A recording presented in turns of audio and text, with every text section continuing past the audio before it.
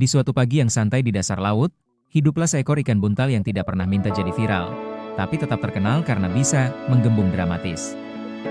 Nama ilmiahnya cukup keren, Takifuguru Brypes, terdengar seperti nama karakter anime yang punya jurus rahasia. Padahal aslinya, dia cuma ikan yang kalau panik langsung cosplay jadi balon. Habitat ikan buntal tersebar di perairan laut hangat, terutama sekitar Jepang, Asia Timur, dan sebagian wilayah Pasifik. Mereka suka daerah pesisir, dasar laut berpasir, dan tempat yang tenang.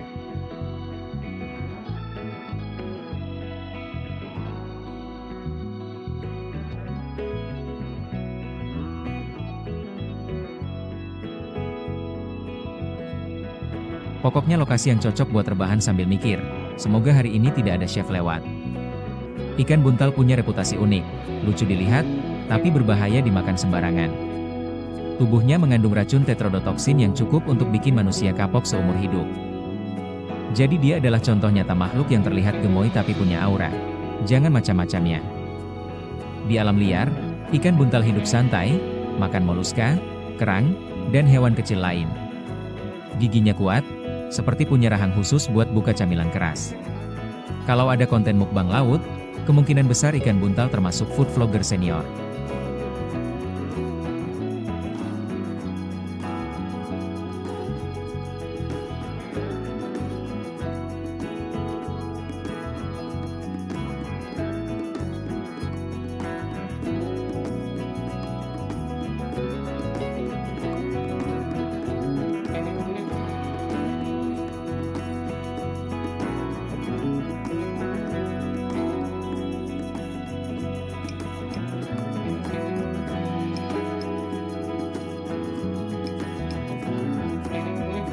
Masuk ke dunia budidaya, manusia mulai berpikir, bagaimana kalau kita pelihara ikan yang bisa bikin tegang seluruh dapur? Maka dibuatlah sistem budidaya ikan buntal di tambak laut dan keramba. Tujuannya jelas, produksi ikan buntal yang lebih aman dan terkontrol. Proses budidaya dimulai dari pemilihan indukan berkualitas. Indukan dipilih berdasarkan ukuran, kesehatan, dan, kalau ikan bisa wawancara, mungkin juga attitude. Telur kemudian ditetaskan di hatchery dengan pengawasan ketat, seperti bayi selebriti. Larva ikan buntal dirawat dengan penuh perhatian. Pakan diatur, kualitas air dijaga, dan petugas sering mengecek kondisi mereka. Bayangkan Daichara, tapi semua muridnya berpotensi jadi hidangan mahal. Saat ikan tumbuh, mereka dipindahkan ke keramba laut. Di sini ikan buntal menjalani hidup semi-resort, air bersih, makanan terjadwal, dan minim drama predator. Bisa dibilang ini versi boarding school elite untuk ikan. Hal penting dalam budidaya adalah kontrol racun. Dengan pakan tertentu dan lingkungan terkontrol, beberapa ikan buntal budidaya memiliki tingkat racun lebih rendah.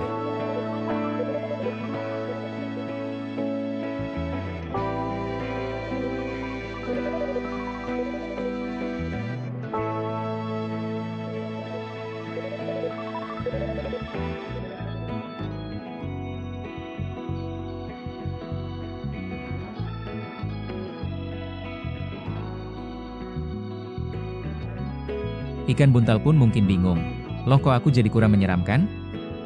Setelah ukuran panen tercapai, ikan dipanen dengan hati-hati.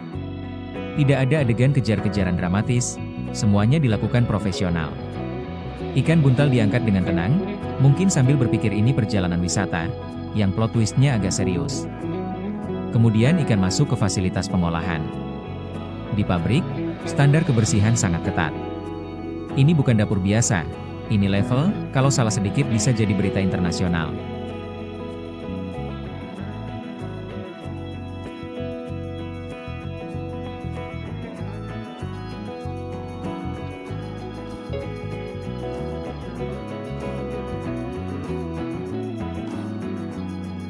Di Jepang, pengolahan ikan buntal atau fugu hanya boleh dilakukan oleh chef bersertifikat. Negara tersebut sangat serius soal ini, sampai ada ujian khusus yang terkenal sulit. Nama hidangannya dikenal sebagai fugu, dan reputasinya setengah kuliner, setengah adrenalin. Proses pemotongan ikan buntal adalah seni sekaligus ilmu. Bagian beracun seperti hati dan organ tertentu harus dipisahkan dengan presisi tinggi. Chef harus fokus total, ini bukan waktu yang tepat buat cek notifikasi.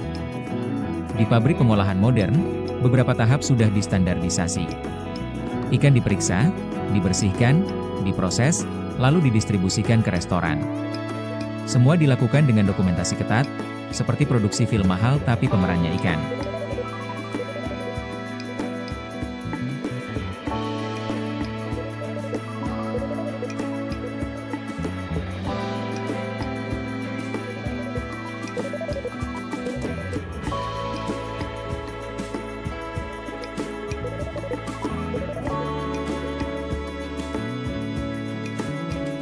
Setelah sampai di restoran Jepang, ikan buntal berubah status sosial. Dari ikan laut biasa menjadi bahan premium. Chef mulai menyiapkan sashimi dengan irisan tipis transparan yang disusun artistik. Ikan buntal mungkin tidak menyangka hidupnya berakhir jadi karya seni. Sashimi ikan buntal terkenal karena teksturnya halus dan sensasi unik di lidah.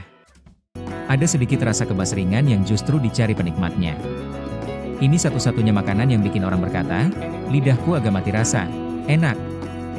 Di restoran fine dining Jepang seperti Zuboraya, yang dulu terkenal dengan fugu, hidangan ini menjadi simbol kemewahan. Harga mahal, pengalaman eksklusif, dan cerita yang bisa dipakai buat pamer ke teman. Secara budaya, makan fugu adalah kombinasi kepercayaan pada chef dan keberanian pelanggan. Ini seperti relationship, harus ada terus. Bedanya, kalau salah, konsekuensinya tidak cuma ghosting. Meski terdengar ekstrim, industri ikan buntal sangat terkontrol. Regulasi, sertifikasi, dan teknologi membuat hidangan ini jauh lebih aman dibanding reputasi dramatisnya. Jadi sebagian besar drama sebenarnya hanya marketing yang sukses. Akhirnya, perjalanan ikan buntal adalah kisah transformasi. Dari makhluk laut yang gampang panik, dibudidayakan dengan hati-hati, diproses super serius, lalu tampil elegan sebagai sashimi mewah. Sebuah karir yang lebih naik level daripada banyak influencer. Dan di suatu tempat di laut, ikan buntal lain melihat itu semua sambil menggembung pelan. Lalu berkata, aku cuma mau hidup tenang. Tapi kok nasib keluargaku selalu jadi fine dining?